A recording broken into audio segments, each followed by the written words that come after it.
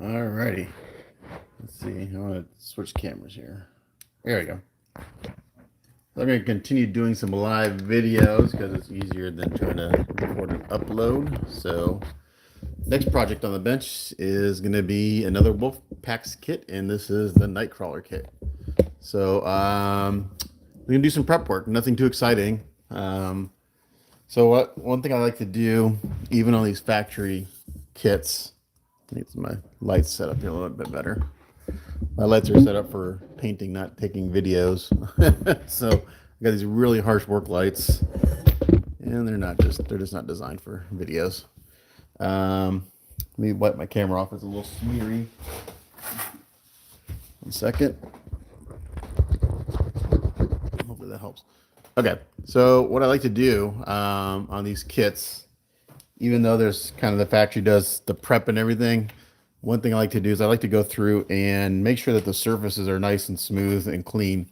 So, hi Terrell. So what I do is I go through with a 3M ultrafine sanding sponge, and I give it a real light sanding. It's not even really a sanding; it's more like a wiping. So I just basically kind of wipe over the surface because they've got primer on here, and it's actually a really good quality primer. The paint sticks to it really well. But as I get to a piece, kind of like I've already sanded the arms a little bit, but for an example, like this foot here, it's a little rough to the touch, and if you run your fingers over the surface, you can you'll feel like little surface imperfections, maybe some dust or something like that. Dry space, like right here, there's a lot of dry spray. It's not super smooth. So I just take this ultra fine sanding sponge, and this has been used, so it's not full strength, meaning that it's not super rough. So a new ultra fine sanding sponge is equivalent to about 1,000 grit sanding paper.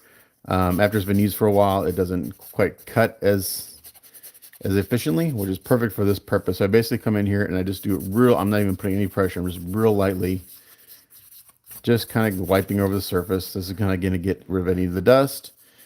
Just get rid of some of the rough, dry overspray. And I don't want to go through. If I go through, then I just need to do a spot primer. But one thing, and this all depends on the factory and who's doing it. One thing you'll find with these kits that the factories basically do the prep on is they put a lot of primer on their pieces, and they do that to help fill in any imperfections in the surface. So like I've gotten kits from some of the top end commissioners, Bushi Collector, even the wolf packs. It all depends on really the factory they're using. They put a lot of primer on, which does two things. It fills in any surface imperfections, mainly like print artifacts, 3D print artifacts like print lines or anything like that. But it also hides a lot of detail. So luckily on this Nightcrawler, there's not a lot of surface detail, meaning that there's not like his suit is smooth. It's like vinyl or skin or whatever. So there's no like mesh or anything like that. So that extra little bit of primer doesn't matter. And I'm not sure how much is on here. I'm not going to sand enough to go through, but I can see right here there's some little surface imperfections from them cleaning up the print. Just little heavy sanding scratches. So they put on a lot of primer, and so it hides details, but it gets rid of those print artifacts. So like the Jubilee I just finished up, it's a Wolfpack's kit, and it's an amazing kit, beautiful sculpt and everything. But you can actually see print lines on the piece, and specifically in one of the faces, it's a little obvious. Unfortunately, you really can't do anything to get rid of them because then you would sand away all the detail in the face. So in a certain light you can see them. So even on these super high-end kits, you'll still see print lines every once in a while. It's just kind of the nature of the beast. So it all depends on, again, which printer they're using, what resolution they're printing at, their finish work and everything like that. So yeah, so this is not going to be a very exciting video because it's just going to be really basically me just kind of sanding over this and explaining to you why I'm doing this. But it's really just a really quick wipe. Like I see a little surface imperfection here on the handle of the sword, or the, see if I can zoom in a little bit. The hilt of the sword here, which you don't see because it's in his hand or in his tail. This is a cool piece. I mean, there's a couple switch out options. He's got 5 heads. So 1, 2, 3, 4, 5. And the heads will be the majority of my paint time on this. So that's what's going to take the longest, are the heads, because there's so many of them. And I've got one with an open mouth, which takes me a ton of time because you got the gums and the lips and the teeth to do. And then I've got 2 others where the teeth are showing. And anytime there's teeth and gums, it just takes a long time because you got to paint the teeth and kind of get in between the teeth with the gums. It's just time consuming. And that's just, it is what it is. So those will take me a while. So even though this piece in general is relatively simple, the 5 heads is what's going to add on to how long it takes to paint this guy. So, and I sent my client a note last night. Hey, I'm going to start your Nightcrawler tomorrow. Do you have any references you want me to use? Like, nope, I want you to just do your thing. Like, don't just make it like comic, make it look like the comic. So that's great. So I love it when clients, they give me a general idea, like, hey, I want to look, comic style, whatever, use that kind of as an idea, and they let me do my thing. That's when I do my best work. I think it's when any artist does their best work, is when a client lets the artist do their thing. And I've said this many, many times. You hire an artist because you like the way he or she does something, no matter what the art form is. You hire that person because you like the way they do that. So yeah, so super light sanding. I can tell a huge difference just from that little bit. It's much smoother. And then once I'm done with this, which will literally take me 15, 20 minutes to do, I go and I go into my, I give everything a really good bath with a scrub brush with some like liquid dish soap.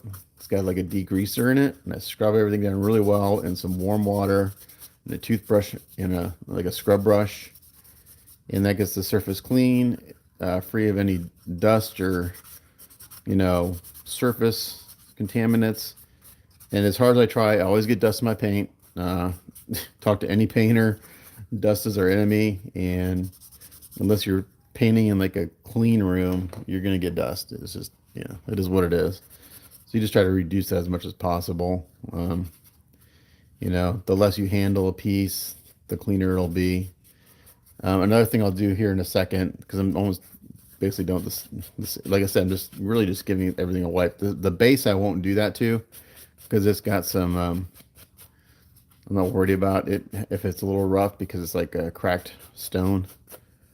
But these tails should be smooth.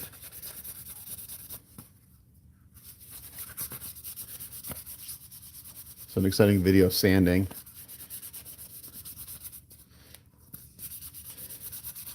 I actually have a couple Gundams I've got to do for clients. One in particular it'll be like a month-long project. I gotta find a spot where I can put all my figure stuff on the side and just work on it.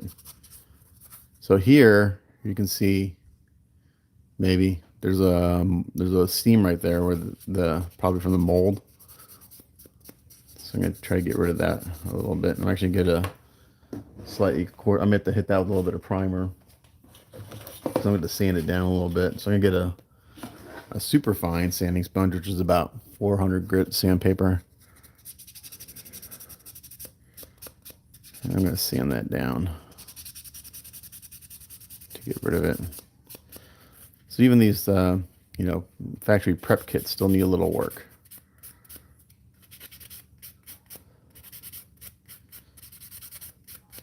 And that's gone, not much.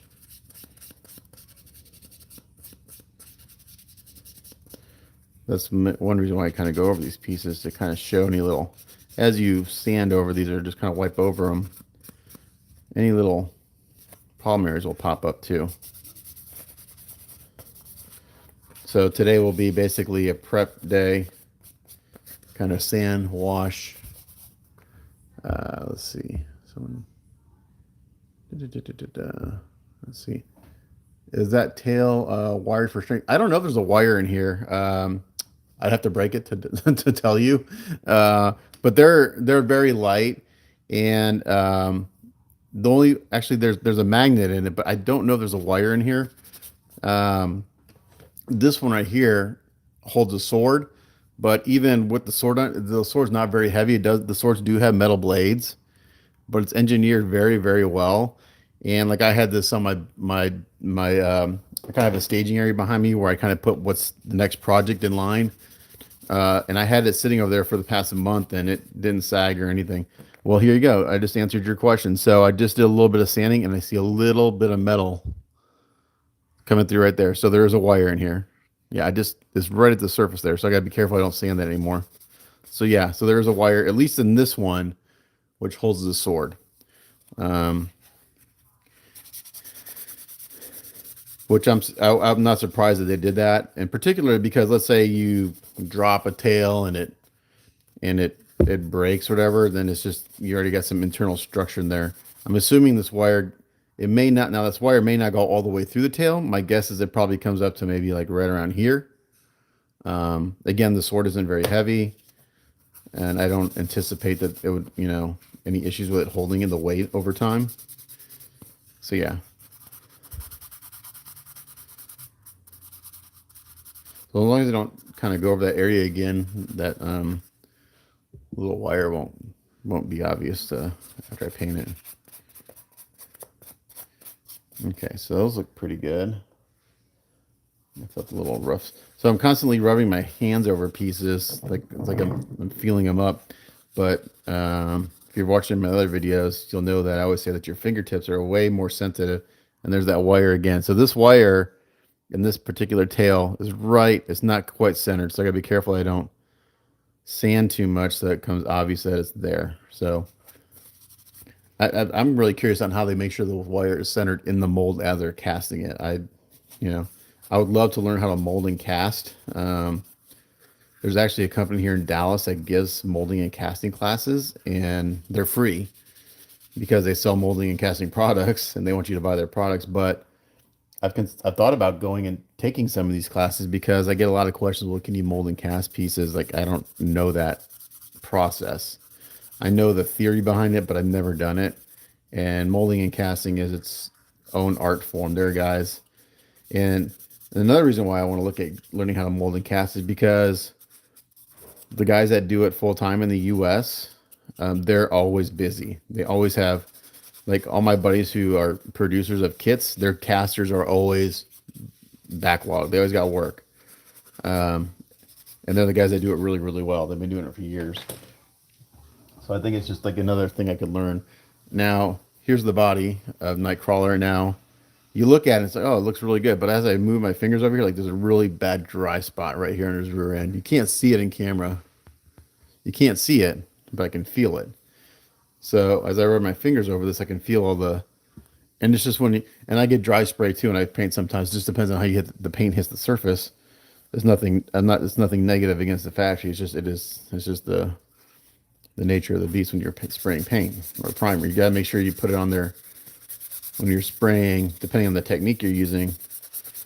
But if you're priming or base coating, you want to make sure you put it on relatively wet and relatively quick to avoid any dry edges, dry spray, and you want to make sure you overlap everything really well. So again, just that little bit of, basically like 2 seconds of sanding right there got rid of that little bit of dry spray.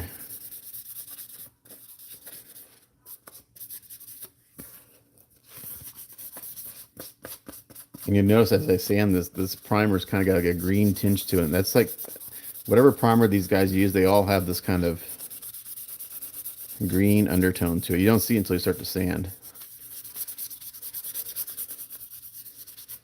One thing is the Chinese factories have an advantage over us in the U.S. is that they can use paints that are illegal here in the U.S. So, like lead-based paints, which are now have been banned in the U.S. I think since the late 70s, early 80s, because they're like highly toxic, but they're like crazy durable. So I'm not sure what they're using on these kits, if they're using that kind of paint, but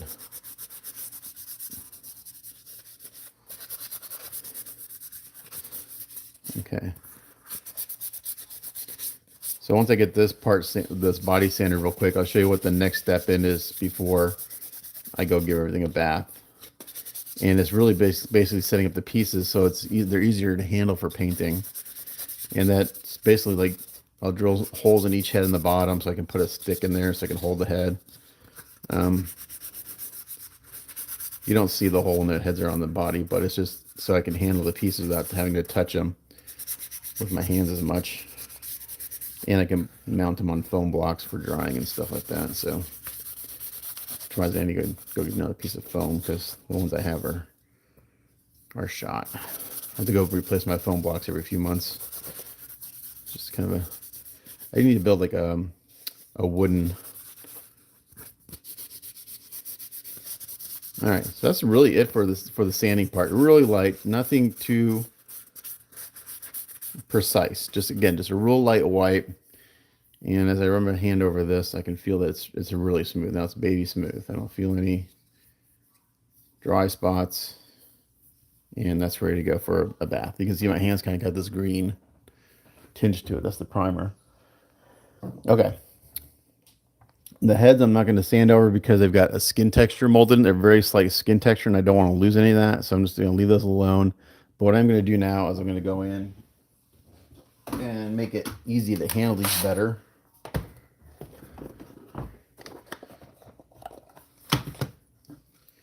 And I use a 5/32 inch drill bit is like the perfect size for the skewers I use, and it's real simple. So all these heads have magnets in it, and one thing Wolfpack does pretty good is that their magnets are like the perfect strength. Like the heads, they're not too crazy strong. They're just strong enough to hold the heads on. Their magnets are pretty good. Other producers, some of their magnets are just shit. They're not strong enough. Like they're just strong enough to hold the pieces, but they're not crazy strong that when you put it on, it's going to snap and possibly break resin or chip paint. Sometimes the magnets are too strong. You go to put a piece on it and it pulls it in too hard, and you can chip paint. These are like the perfect strength. And also, by the time I get the paint and all the sealer on, the fit will be a little bit tighter. I mean, the fit's really good right now, but by the time I layer all the paint on stuff, will be even a slightly tighter fit. So let's see. So what I'm going to do is I can 5/32 drill bit. I'm just going to drill a hole back in the head here in a spot where I can't go through the head.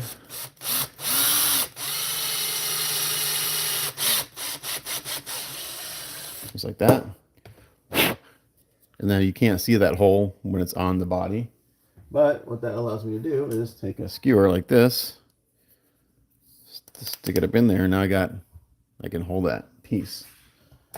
And I used to have these skewers really long, but I've been cutting them shorter lately. It's just easier to handle. So right about there. And then I just use these foam blocks, floral foam like this. And it's an easy way to mount your heads in little pieces like that for handling and drying. So if I'm smart, I drill the holes before I wash the pieces. A lot of times I'll do my little sanding. I'll go wash the piece like, crap, I forgot to drill my mounting holes, and I'll do this, and I'll have to go wash those pieces again because I forgot to do that. Where'd that stick go? Here it is. Now, one thing you don't want to do, which I've done, is you don't want to wash the pieces with the stick in there. And because if you do, the wood gets wet and it swells, and it's really hard to get the stick out of the piece that you put it in. I've gotten to the point where it was so stuck, I just broke the stick off and left it in the piece because it swelled up so much. It's not that big of a deal, but just gotta be careful about that you don't do that. So anywhere I can't put a clamp on to hold the piece, like the arms have the male keys. So for those, I'll use A-clamps like this. I'll just clamp it on. This allows me to hold the piece and paint it. I'll drill a hole. The tails I can clamp. The feet, there's holes already in here for the pegs of the legs, so I can use those holes already.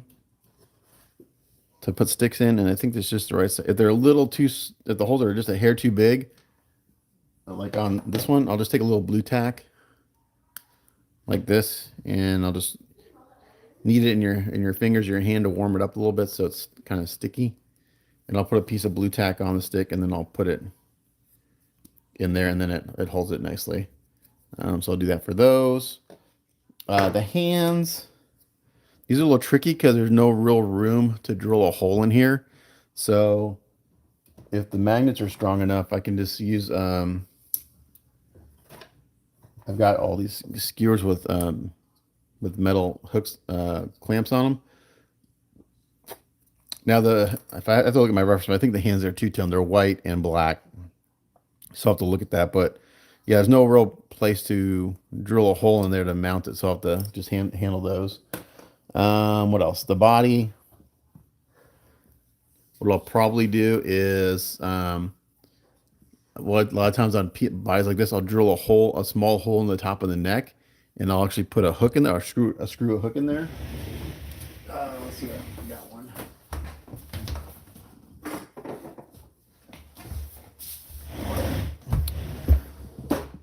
Somewhere I had one. Here it is. Here's a new one. So what I'll do is I'll drill a small hole, and I'll put a hook in it like this. And what that allows me to do is allows me to hang it up in the spray booth, allows me to hang it up to dry. And again, these holes are in places that once the piece is together, you don't see it. So it's not that big of a deal. And now, like, I just leave the holes there. I don't fill them or anything. So like this guy, I'll put because the way he's designed, it's like, it'd be too hard to try to clamp him and get him to stay. Like if I try to clamp him this way with an A clamp or one of these big clamps, it's too heavy to stand up this way, and it could fall over, could break the tips on the shoulder. So you're always trying to find a way to handle the piece so you can paint it without touching it, but also so you can hang it up and dry and all that stuff. So that's kind of some of the challenges when dealing with some of these pieces, is figuring out how to handle them. So for this head, I'm gonna put a small hole here in the back, and I don't want to make the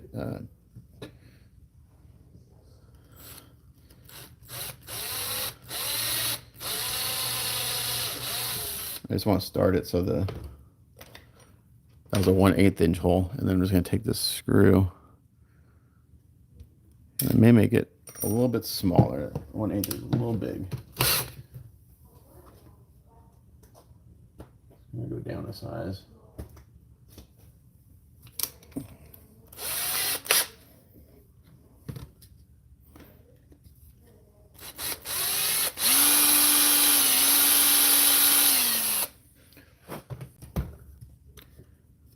And then I can screw this in.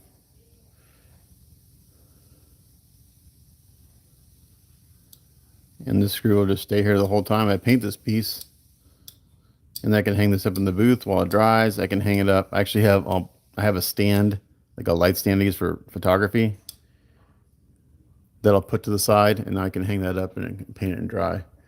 Are good, but now yeah. So the AK model screen I actually ordered. I have the Frozen Mega AK on pre-order, so I'll be getting that when it comes out. So I'm really looking forward to that, because let's see.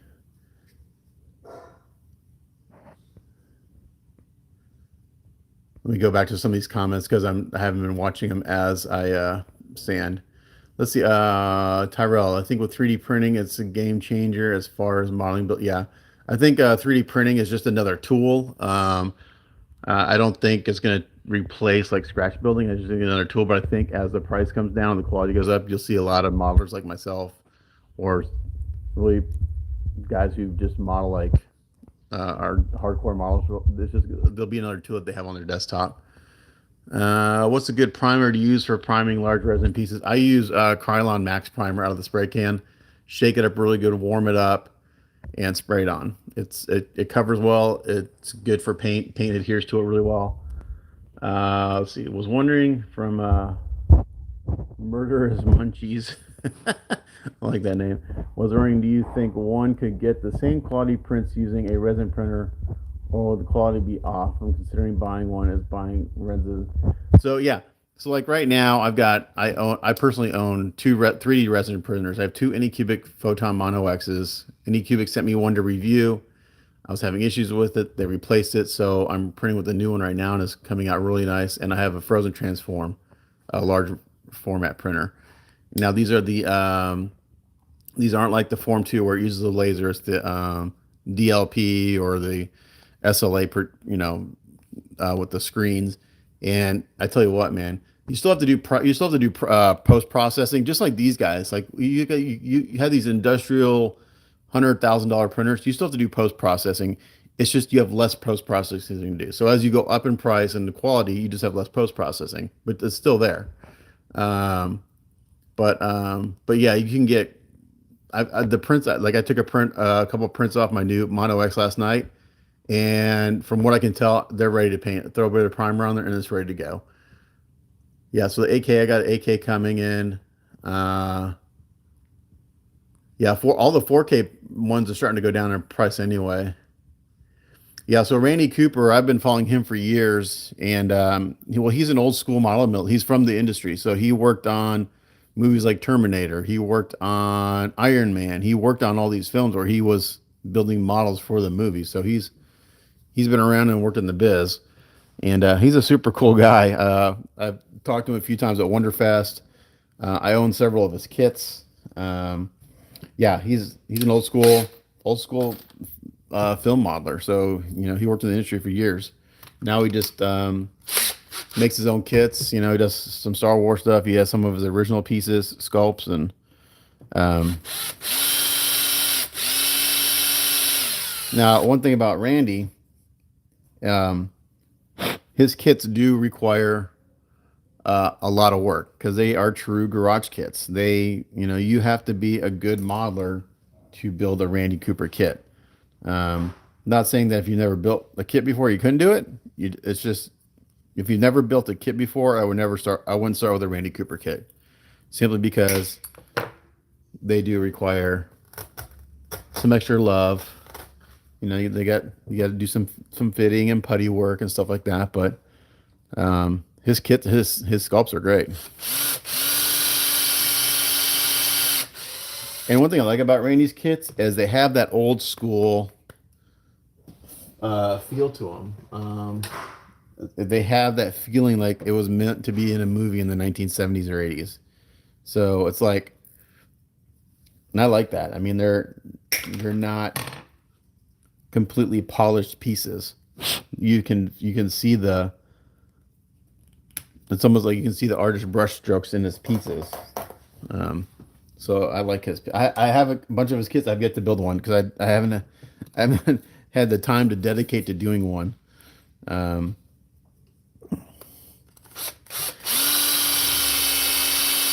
no, I take that back. I have built one. I built his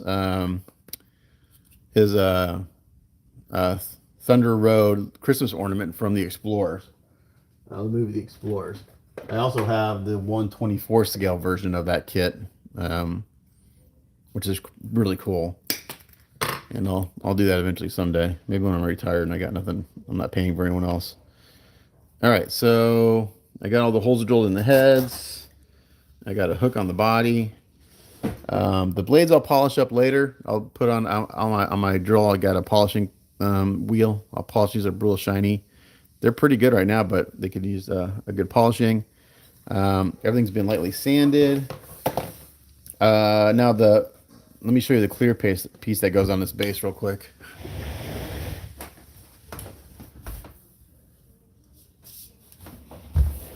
So Wolfpacks did an amazing job on this. I don't know this effect piece. They tinted it this kind of, I don't know, reddish pink color. It looks great. I saw a paint up where they went and made this blue, which I really liked. But with him being kind of blue and black, I kind of like the contrast. So technically, if the client wants to keep this color, this piece doesn't need any work. It's ready to go. They did a great job on it. They cleaned it up real nice. It's got a nice, has a nice gloss to it. There's no bubbles in the clear resin. So they did a fantastic job on this piece in particular. This is a piece you do not want to drop and break because you would never be able to fix it and have it seamless.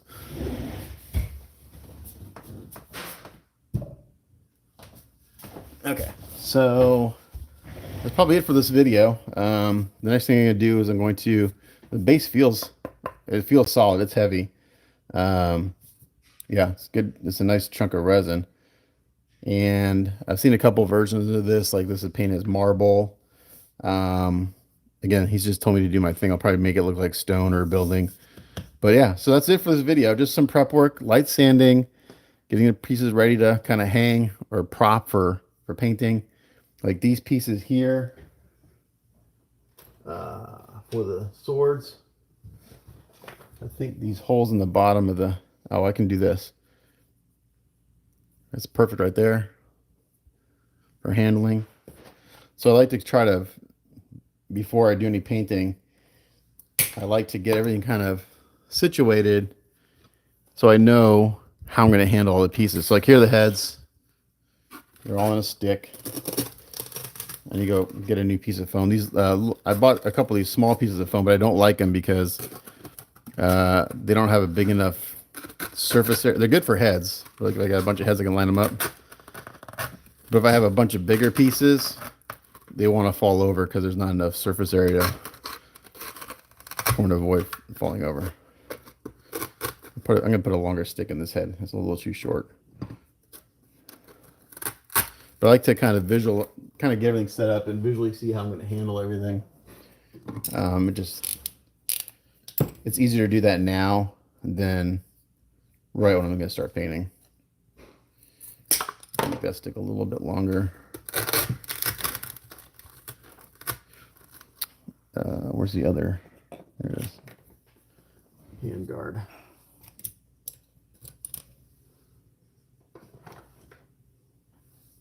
So people ask me where, like a lot of times people ask me where do I get my skewer or these skewers. I bought these off of eBay years ago, like probably 10 years ago.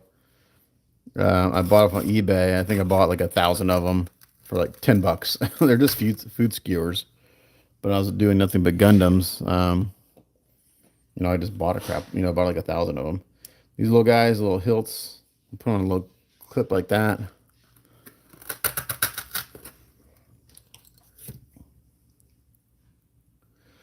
Now the way this is designed to put the swords in the hands, you have to leave the swords in pieces and then put it together after, because you have to slide the handle through there. Then you have to put the hand guard on, put the butt, I forgot the butt on, and then put the sword on.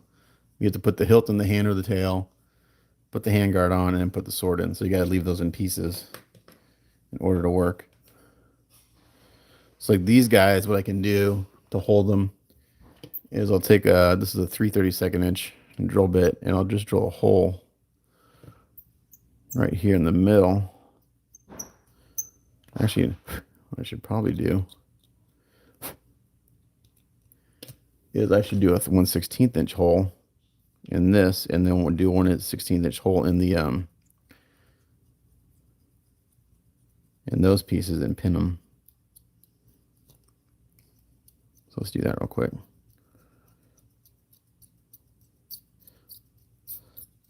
So this is a 1/16 inch drill bit, my pin vise. And then I'm just going to drill one in this piece here, right in the middle.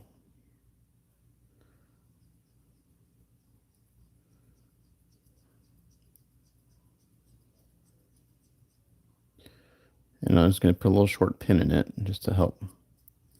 This won't get glued in. This will just help keep this piece in place. It doesn't have to be long because it stays in there right now as it is. This will just help it.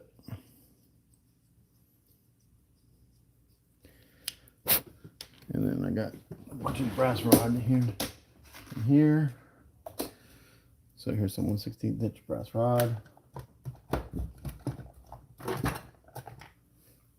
I'll cut a little piece off here. Actually, what I like to do is put that in. and then cut it off. And then I'll glue this in, but then we'll just see, make sure it lines up. And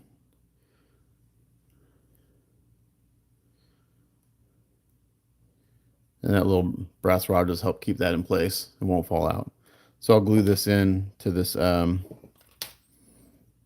this piece here. And the 1/16 inch is nice because I can bend it if it's a little crooked. I can bend it pretty easily.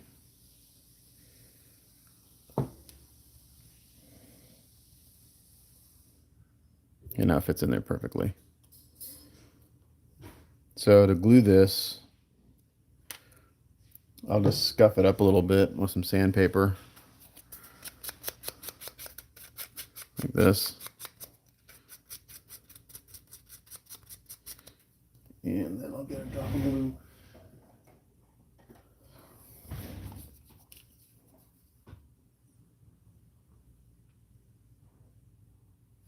Like that. And I'll just throw that in there. Then I can always bend it again if it's too. And then I'll just get a little Q-tip to clean up around the edges. I don't want any ooze out because it'll affect the fit. Like that. And that piece is pinned. And that'll just help hold it into the hilt. So I'll do that to the other piece. And then those are good to go. And that'll be it for this video. Yeah, just some prep work before we wash everything and get ready for paint. So as always, thanks for watching, and then I'll try to do some more videos, more of these live streams. I kind of like them. So we'll talk to you guys later. Bye. Oh, hold on, let me see. I got some more comments here. Let's see. That's amazing. Then because I've always wanted to start painting some STLs. Yeah, so like as you get into 3D printing, it's really easy to collect files. I have thousands and thousands of files now. It's crazy. I'll never get to them all. If given a choice, what kit would be on your wish list if produced character-wise? Let's see. I don't know. I mean, like I said, I've never read comic books or anything like that. I just like, I like the art form of the sculpts and everything. So like, I don't have any, emotional connection to any particular comic character. If I had to choose, most everything I would want like sculpted or produced is kind of out there in one form or the other. My favorite TV show is Breaking Bad, and there's some great Walter White and Jesse Pinkman sculpts out there. Let's see what else. I'm a huge Gundam fan, and my favorite Gundam suit is the Sinanju or the Sazabi, and I've built a ton of those, and I'll build more because I really like that piece. What else? Comic characters, I don't know. One of my as far as like the MCU goes, my favorite character would probably be Captain America. I just like, I kind of like his story, and I just like his outfits, the different variety of outfits from the classic to the more modern version of them. Let's see, it's like DC characters. Let's see, if I was to pick a DC character, what's my favorite one? Probably, I'd probably say Batman. That's pretty lame. Yeah, I don't know. I don't have a favorite, I guess. It depends on the sculpt. If the sculpt is good, I really don't care the character. Um, Vice versa, if it's a character I like and the sculpt is bad, then I don't like it. It just depends on how the sculpt looks. And so there are pieces out there that I don't buy kits for myself anymore. But if I like someone was selling a Troy McDivitt his Hulkbuster kit, and I haven't built or painted one of those, so I reached out to a couple clients to see if they'd be interested in having me do that piece for them, and they already have the piece in their collection. So, like it's not something I would buy and then paint and then try to sell. I would just because I want to. Like I said, I don't buy kits for myself anymore. I paint for collectors. So, and I don't have room to display stuff. So yeah, I can't say there's a certain piece I wish was out there right now. Uh, with customs, there's so many custom groups now, and some really really good sculptors. Um, I think the past year, a lot of producers have gotten in trouble with COVID and the supply chain and things being slow, and a couple producers flaked out and took a lot of money. So that's a whole nother subject matter. But um, stick with the guys that are continue to produce pieces and deliver. Okay, so we're gonna pin this guy. But that's enough of me rambling. 40 minutes of me rambling is enough. So we'll catch you next time, guys. Thanks for watching. Bye.